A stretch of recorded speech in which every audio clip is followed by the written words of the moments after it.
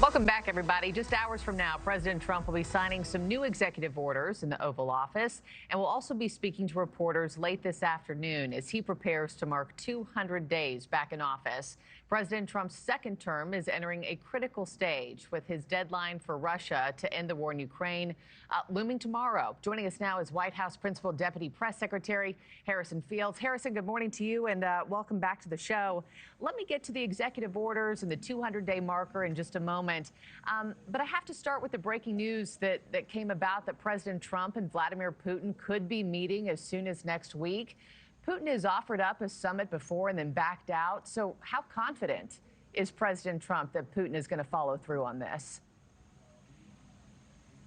Well, good morning, and thank you for having me. This potential meeting will not be a meeting for the sake of a meeting. This will only be if the president feels that Vladimir Putin is committed to doing what the president has promised on day one, which was ending this war once and for all. The president has obviously been frustrated. We see Vladimir Putin not willing to engage in proper diplomacy with the president.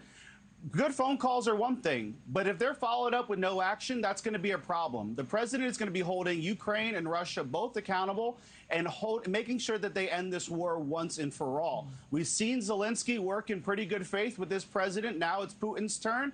We have an incredible foreign policy team led by our Secretary of State, our special envoy Witkoff, and of course the President of the United States, making sure that this war comes to an end.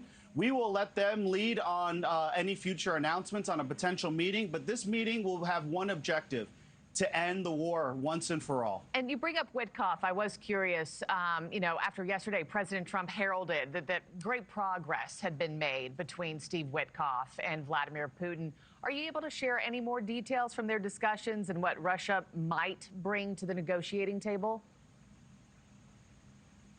Well, these are obviously high-level negotiations that I don't want to litigate too much in the press, but let me tell you, Steve Witkoff is an incredible American patriot who's been in the Middle East, who's been in Russia, trying to end wars and trying to bring peace to the world. He's an incredible man. The president has the utmost trust in him and Secretary Rubio and a host of other people on his foreign policy team. We will let them lead on the announcements, but the president has one goal in mind, and that's to end the war and to end the killing. Vladimir Putin knows this. Zelensky knows this. Really, the entire world knows where the president stands on his peace through strength agenda. He wants all the wars to end. He wants the senseless killing to end.